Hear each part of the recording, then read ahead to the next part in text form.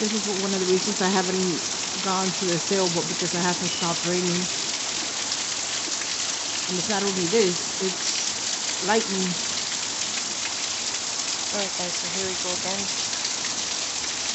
Taking a look at this hurricane. I don't think it's coming here, so I'm like thanking God that it seems like it's going to pass by Tampa.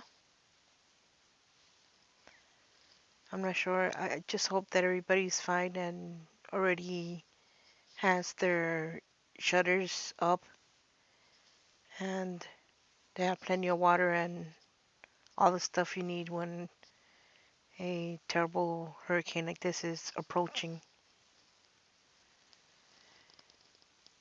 They said it could be a category 4 by the time it makes landfall.